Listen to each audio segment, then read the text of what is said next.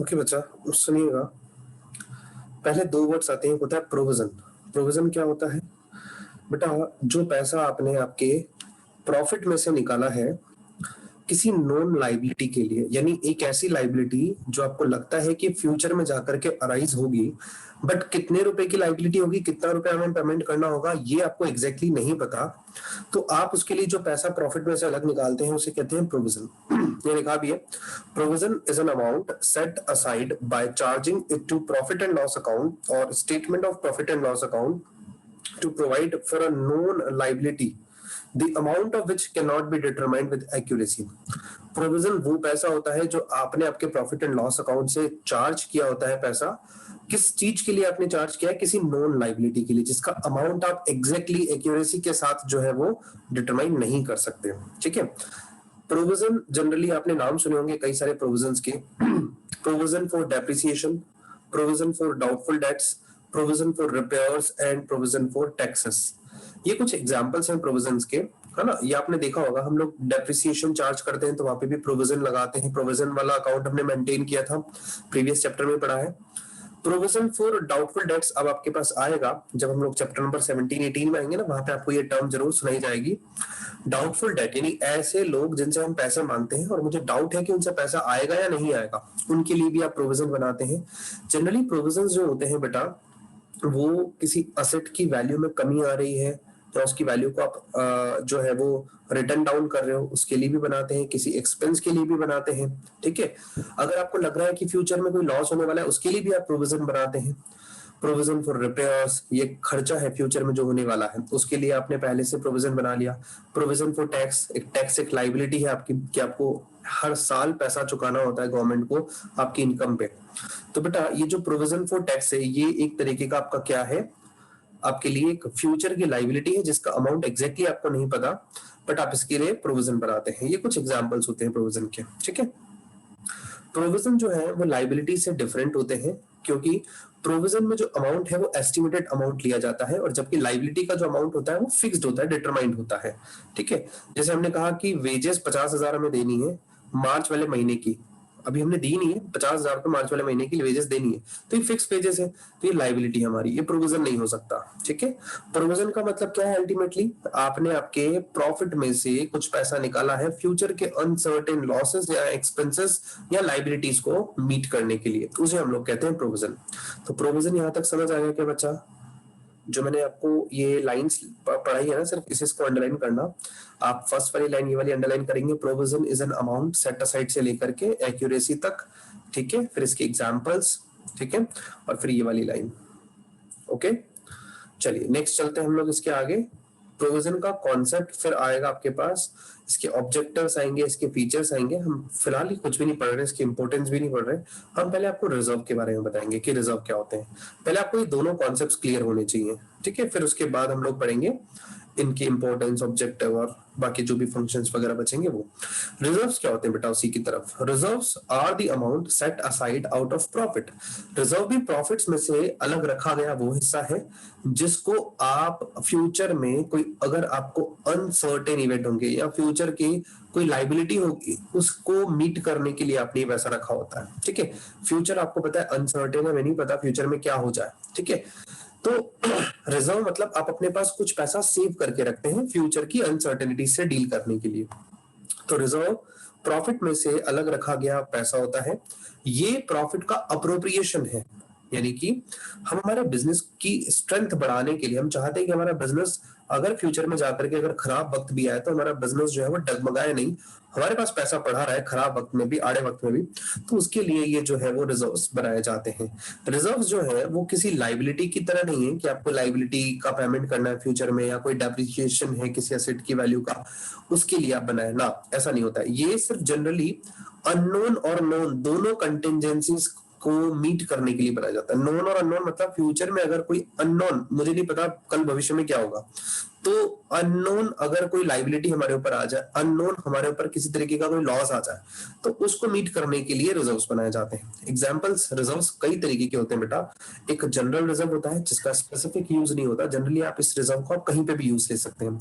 Reserve for expansion होता है, इस रिजर्व फॉर एक्सपेंशन को आप यूज करते हैं अपने बिजनेस को एक्सपेंड करने के लिए। Reserve for equalisation of dividends होते हैं। ये जो रिजर्व है बच्चा, इक्वलाइजेशन ऑफ डिविडेंड्स, ये कंपनीज के केस में बनाया जाता है। कंपनी अपने शेयर होल्डर को हर साल प्रॉफिट में जो हिस्सा देती है उसे डिविडेंड कहते हैं, ठीक है। तो मान लीजिए कभी कंपनी को प्रॉफिट ज्यादा, कभी कम, कभी ज्यादा, कभी कम होता है, तो कंपनी चाहती है स्टेबल डिविडेंड देना अपने शेयर होल्डर्स को। स्टेबल क्यों देना चाहती है? ताकि मार्केट में उस कंपनी का रेपो बना रहे, ठीक है। तो इसके लिए कंपनी जो है वो इक्वलाइजेशन ऑफ डिविडेंड रिजर्व्स बनाती है। ये रिजर्व तब काम में लिया जाता है जब कभी कंपनी को प्रॉफिट उतना नहीं हो रहा है ना, कम प्रॉफिट हो रहा है और कंपनी को डिविडेंड अच्छा बांटना है, प्रॉफिट अच्छा शेयर करना है अपने जो है वो शेयर होल्डर्स के साथ, तो उस टाइम ये रिजर्व यूज आता है। Reserve for increase cost of replacement, अगर आप कोई असेट को रिप्लेस करेंगे 10 इयर्स के बाद, तो आज 10 लाख रुपए की मशीन है, आप डेप्रिसिएशन कैसे चार्ज करते हैं? 10 लाख रुपए की मशीन है, 10 साल चलेगी तो 1 लाख रुपए का डेप्रिसिएशन हो गया, ठीक है। मान लेते हैं स्क्रैप वैल्यू 0 है, तो आप फॉर्मूला कैसे लगाते हैं? Cost of asset less scrap value divided by number of useful life. तो cost of asset 10 lakh minus scrap value 0 divided by useful life 10 years, तो आ जाएगा 1 लाख रुपए हर साल का डेप्रिसिएशन। बेटा ऐसा कहां लिखा है कि अगर मैं इस 1 लाख रुपए 10 साल तक अलग रखता जाऊं और 10 लाख रुपए at the end of 10th year मेरे पास होंगे, तो 10वें साल में वो मशीन 11वें साल में मुझे 10 लाख की मिलेगी। प्राइस बढ़ भी तो सकता है। तो अगर प्राइस बढ़ेगा तो उसके लिए हम एक अलग से रिजर्व मेंटेन करते हैं जिसका नाम है reserve for increased cost of replacement. यानी कि जब हम कॉस्ट को रिप्लेस करेंगे तो उस टाइम पे जो एक्स्ट्रा कॉस्ट हमें देना पड़ रहा है वो, ठीक है, उसके लिए आपने रिजर्व बना दिया, ठीक है। अब है रिजर्व का जो अमाउंट है, आप इसे आउटसाइड सिक्योरिटीज में इन्वेस्ट करते हैं। जब कभी आप रिजर्व का अमाउंट आउटसाइड सिक्योरिटी में, जैसे मैंने मान लीजिए डेप्रिसिएशन नहीं, आपने कुछ जनरली पैसा निकाल करके अपने प्रॉफिट में से रिजर्व में रखा, ठीक है, 5 लाख रुपीस का रिजर्व बनाया। अब वो 5 लाख रुपीस आपके पास बेकार पड़े हुए, आप उस 5 लाख को कहीं पे इन्वेस्ट कर दो, ऐसी गवर्नमेंट सिक्योरिटीज में जब आपको फिक्स रिटर्न मिले। तो बेटा जब कभी आप रिजर्व के पैसे को बाहर इन्वेस्ट करते हैं तो फंड कहलाता है, रिजर्व फंड हो जाता है वो, उसको हम लोग क्या कहेंगे? रिजर्व फंड, ठीक है।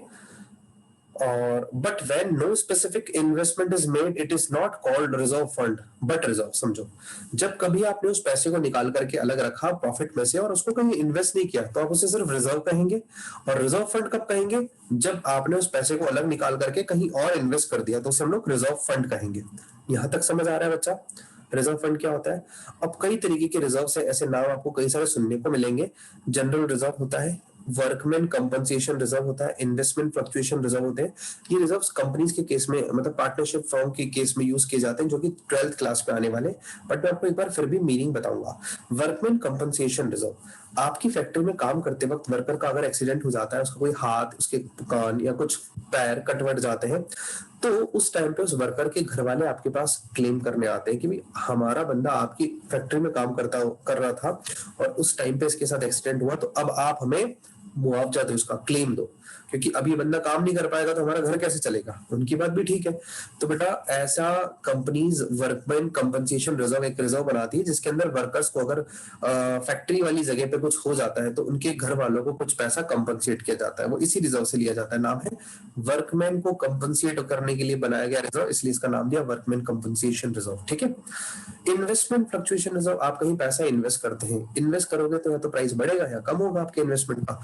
अगर प्राइस बढ़ता है तो बहुत अच्छी बात, कम होता है तो बेटा इन्वेस्टमेंट फ्लक्चुएशन रिजर्व को यूज किया जाता है ताकि आपके बिजनेस की बुक्स ऑफ अकाउंट में ज्यादा आपको लॉस इशू ना हो, है ना। इन्वेस्टमेंट में आने वाली फ्लक्चुएशन को डील करने के लिए बनाया गया रिजर्व, इन्वेस्टमेंट फ्लक्चुएशन रिजर्व, ठीक है। ओके, यहां तक क्लियर होता है? तो आपको प्रोविजन और रिजर्व इन दोनों का डिफरेंस समझ आ गया क्या है? ठीक है, एक बार मैं फिर भी आपको बता दूं, कई तरीके के रिजर्व्स होते हैं, अभी पढ़ेंगे भी हम आपको, ठीक है। यहाँ पे आप देखोगे सबसे लास्ट में आपके पास एक टेबल बनी होगी जहां पे आपके पास लिखा होगा रिजर्व्स और प्रोविजन का डिफरेंस। अच्छा, वो एग्जाम में क्वेश्चन कई बार पूछा गया है, ठीक है। ये देखिए यहाँ पे रिजर्व और प्रोविजन, मेरे पास ये थोड़ा सा टेढ़ा आया है, ये रिजर्व और प्रोविजन का डिफरेंस है। आपको बच्चा ये होमवर्क में पढ़ करके रखना, ठीक है। ये वाला टॉपिक जो है वो कई बार एग्जाम में पूछा गया है, ठीक है। तो एक बार आप पढ़ करके रखेंगे, अगर आपको नहीं समझ आएगा तो कल हम लोग इसको डिस्कस करेंगे डिटेल में, ठीक है। पहले यहाँ तक क्लियर हो गया रिजर्व और प्रोविजन क्या होते हैं। आसान भाषा में प्रोविजन नॉन लाइबिलिटीज के लिए बनाया जाता है जिसका अमाउंट फिक्स नहीं होता, सर्टेन नहीं होता। रिजर्व्स फ्यूचर की अनफोर्सिन लाइबिलिटीज के लिए बनाया जाता है, अनफोर्सिन इवेंट्स के लिए बनाया जाता है जिसको आपने कभी देखा नहीं है। ठीक है, अब आ जाते हैं कॉन्सेप्ट पे। अब प्रोविजन वापस से स्टार्टिंग से प्रोविजन पढ़ रहे हैं हम लोग। कॉन्सेप्ट हमने पढ़ लिया है। कॉन्सेप्ट, प्रोविजन बनाने के पीछे कॉन्सेप्ट क्या है बच्चा? हाँ, क्यों हम प्रोविजन बनाते हैं? हमारा एक अजम्पशन है अक्रूवल अजम्पशन, है ना। अक्रूवल अजम्पशन क्या कहता है? It means all liability or losses and expenses whether determined or not should be accounted in the books of account to determine profit और loss for the accounting period. इसे accrual assumption मत बोलिए, आप इसे prudence concept बोलिए। यहाँ accrual assumption थोड़ा सा गलत लिखा है, प्रूडेंस कॉन्सेप्ट बोल दीजिए, कंजर्वेटिज्म प्रिंसिपल बोल दीजिए, है ना। कंजर्वेटिज्म या प्रूडेंस, ये एक ऐसा कॉन्सेप्ट है हमारे अकाउंट्स का। वो ये कहता है कि अगर आपको भविष्य में कोई लॉस होने वाला है, या लगता है कि भविष्य में कोई लायबिलिटी आपकी इनकर होने वाली है, या आपको लगता है कि भविष्य में कोई खर्चा होने वाला है, चाहे उसका अमाउंट फिक्स हो या ना हो, लेकिन उसको आपकी बुक्स ऑफ अकाउंट में आपको अकाउंट करना है, रिकॉर्ड करना है, ताकि आप अपने उस साल का प्रॉफिट और लॉस एग्जैक्ट निकाल पाए। आई बात समझ में? ठीक है।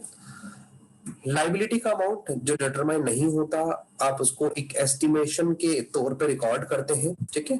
और जो पैसा आपने चुकाना है बाहर, जो पैसे का लॉस होना है फ्यूचर में आपको, या कोई ऐसा एक्सपेंस है जो फ्यूचर में आपको पे करना है, इसके लिए आपका एक एस्टिमेटेड अमाउंट आपको लेना होगा, उसे ही हम लोग प्रोविजन कहते हैं। उसी के अकॉर्डिंग आप प्रोविजन मेंटेन करते हैं। ठीक है। आप कहोगे सर प्रोविजन बनाने का जर्नल एंट्री क्या होगा? बेटा बहुत सिंपल सा journal entry, profit and loss account debit to provision. कोई भी प्रोविजन बनाना है, प्रॉफिट एंड लॉस अकाउंट को डेबिट करेंगे अपन। ठीक है। जब प्रॉफिट एंड लॉस अकाउंट पढ़ेंगे ना, तब आपको और चीजें समझ आएगी। अब आते हैं ऑब्जेक्टिव्स ऑफ प्रोविजन। प्रोविजन बनाने के पीछे वजह क्या है, ऑब्जेक्टिव, उद्देश्य क्या है? The objective of provision are to account all expenses and losses. जो प्रोविजन बनाने के पीछे ऑब्जेक्टिव है वो ये है कि हम सारे खर्चों को और सारे लॉसेस को रिकॉर्ड करें, where the amounts of liability, expenses and losses are not ascertain और डिटरमाइंड। जहां कहीं भी आप लाइबिलिटी का, एक्सपेंस का, लॉस का अमाउंट जो है वो असर्टेन या डिटरमाइन नहीं कर पा रहे हो, they are estimated and accounted by making provision. तो आप वहां पर उनका एक एस्टिमेशन लगाओगे और उसके बेसिस पे उसे रिकॉर्ड करोगे। As a result of provision, correct और नियर टू करेक्ट प्रॉफिट और लॉस इज असर्टेन। देखिए प्रोविजन बनाने से आपका जो प्रॉफिट और लॉस है वो एकदम करेक्ट आएगा, है ना, लगभग करेक्ट के आसपास आएगा, है ना। तो इसीलिए आपको प्रोविजन जो है वो चार्ज करना चाहिए आपके प्रॉफिट एंड लॉस अकाउंट से। अब आते हैं फीचर्स पे।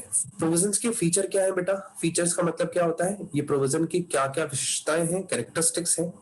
तो सबसे पहला, it is an amount set aside out of income or profit. बेटा आपने इस साल जो पैसा कमाया, उस प्रॉफिट में से या उस इनकम में से आपको पैसा अलग निकालना है। It is a retention of profit. आप इसमें से प्रॉफिट को रिटेन करके रख रहे हैं, made temporarily for specific purpose. आपने उस पैसे को टेम्परेरी तौर पर रिटेन करके रखा है किसी स्पेसिफिक पर्पस के लिए, जो कि फ्यूचर में जाकर के होगा। The purpose for which a provision is created is to meet। आप किस प्रोविजन को आप किस पर्पस के लिए क्रिएट करते हैं? सबसे पहला पॉइंट, अगर फ्यूचर में कोई लॉस होने वाला है, ठीक है, लेकिन लॉस का अमाउंट असर्टेन नहीं है, तो आप उसके लिए प्रोविजन बनाएंगे। कोई असेट की वैल्यू अगर डाउन होने वाली है, नॉन डिप्लेशन और diminishing in the value of an asset, asset की वैल्यू अगर आपकी डाउन होने वाली है तो आप उसके लिए भी प्रोविजन बनाएंगे। A liability which has been known to have arisen, यानी आपको लग रहा है कि फ्यूचर में कोई लाइबिलिटी अराइज होने वाली है, वो कंफर्म लाइबिलिटी है, अराइज होगी ही होगी, तो इन चीजों के लिए आप प्रोविजन बनाते हैं। तीन चीजें बहुत अच्छे से याद करना, इसमें से कोई एमसीक्यू टाइप का क्वेश्चन बन सकता है। Third point is the exact amount of anticipated loss or the depletion in the value of asset or the liability is not ascertain or ascertainable at the time of accounting. जब हम accounting कर रहे हैं, जब हम provision बना रहे हैं, दैट टाइम पर उस लॉस का या उस असेट की वैल्यू जो डाउनफॉल हो रही है उसका, या कोई लाइबिलिटी जो अराइज होने वाली फ्यूचर में, उसका अमाउंट हम एग्जैक्टली डिटरमाइन नहीं कर सकते, इसीलिए हम लोग प्रोविजन बनाते हैं। It is a charge to profit and loss account. जो प्रोविजंस होते हैं ना, वो चार्ज अगेंस्ट प्रॉफिट होते हैं। चार्ज अगेंस्ट प्रॉफिट का मतलब क्या है? हर साल कंपल्सरीली आपको प्रोविजन क्रिएट करना है, आपके प्रॉफिट में से अमाउंट निकालना है।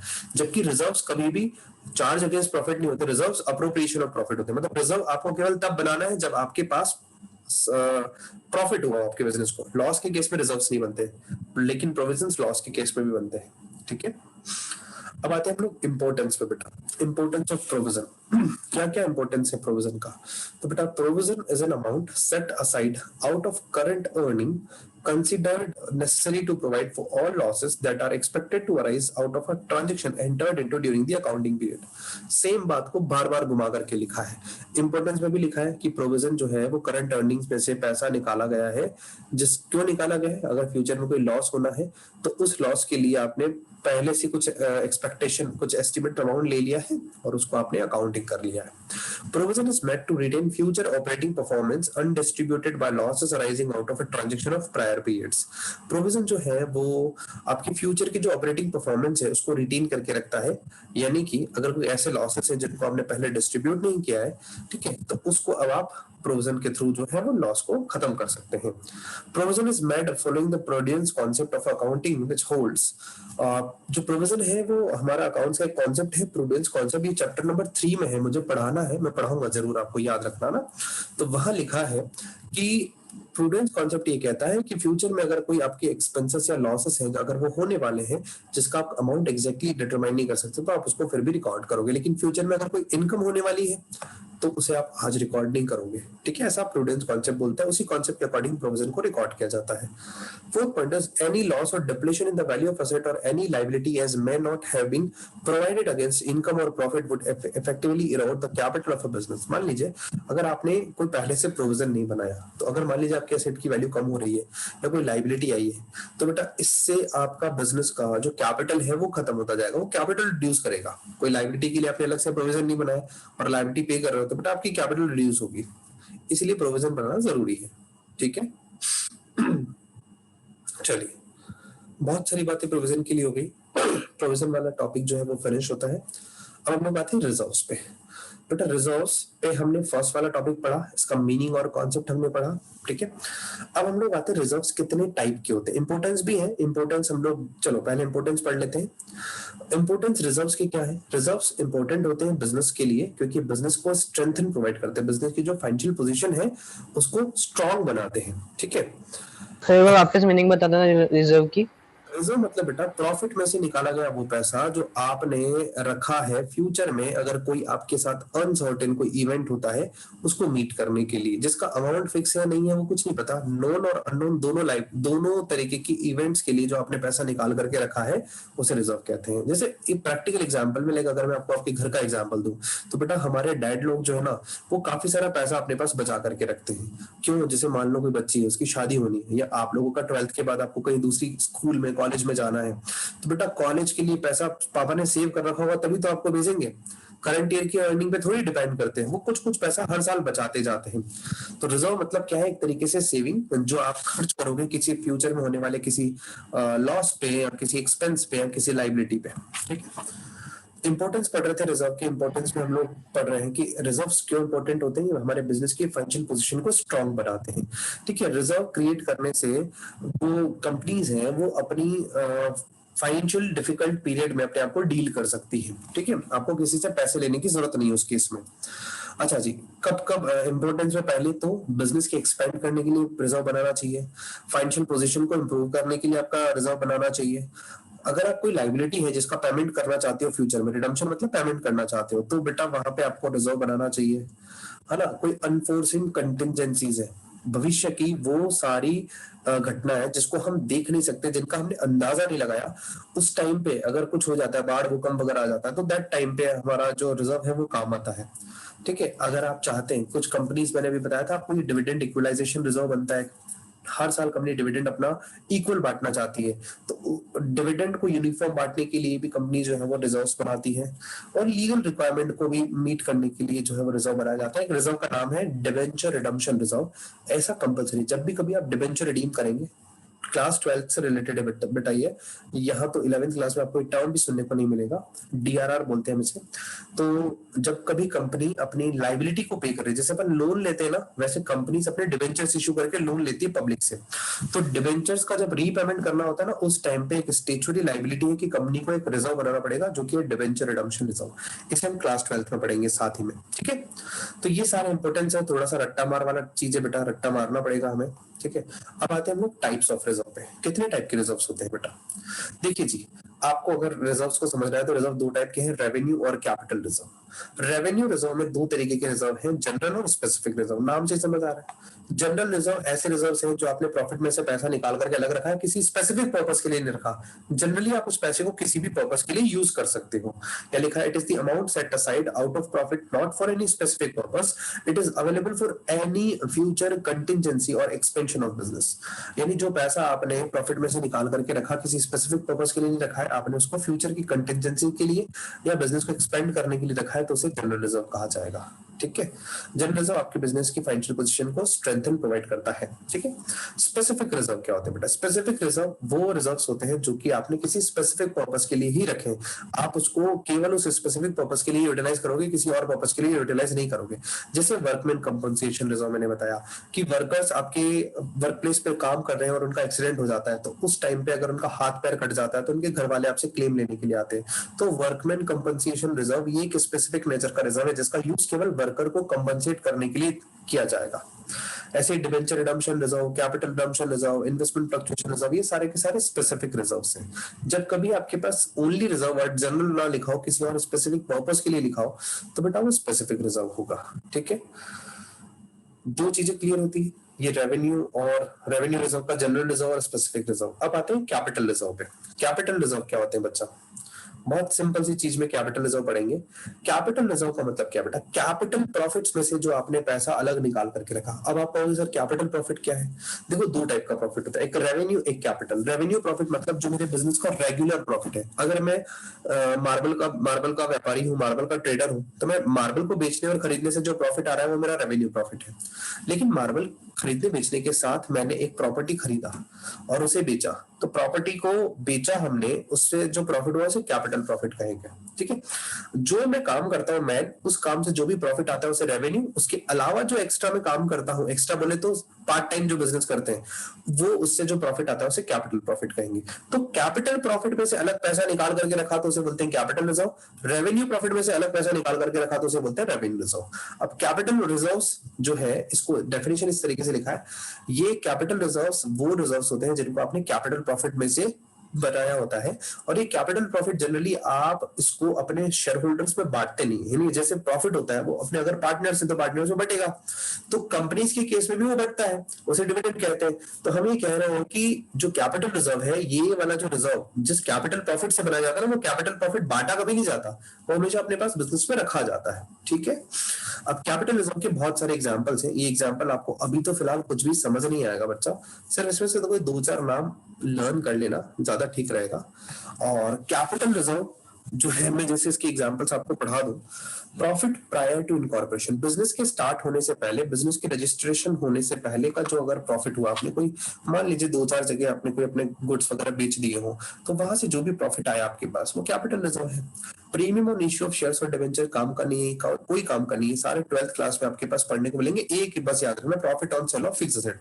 फिक्स एसेट बेचा, वहां से जो प्रॉफिट आया वो आपका कैपिटल प्रॉफिट है, बस आपको ये याद रखना है। ठीक है, खत्म। अब बस आपको रेवेन्यू और कैपिटल रिजर्व का डिफरेंस देखना है। ठीक है, देखिए रेवेन्यू रिजर्व का सोर्स, रेवेन्यू रिजर्व क्या होते हैं बेटा? It is created out of business और रेवेन्यू प्रॉफिट। रेवेन्यू रिजर्व्स मैंने बताया अभी रेवेन्यू प्रॉफिट्स में से बनते हैं, कैपिटल रिजर्व्स कैपिटल प्रॉफिट्स में से बनते हैं। रेवेन्यू प्रॉफिट्स क्या होते हैं बेटा? बिजनेस के रेगुलर प्रॉफिट, जिस चीज का हम बिजनेस कर रहे हैं उस एक्टिविटी से जो भी प्रॉफिट हमारा आ रहा है वो रेवेन्यू प्रॉफिट। और इसके अलावा जो हम एक्स्ट्रा पार्ट टाइम एक्टिविटी कर रहे हैं बिजनेस के साथ, कोई और चीज बेच रहे हैं हम, जैसे हमने कहीं पैसा इन्वेस्ट किया शेयर मार्केट में, वहां से पैसा कमाया, वो capital profit. Usage, revenue reserve कहाँ यूज होता है? It can B use for distribution of dividend without any pre condition.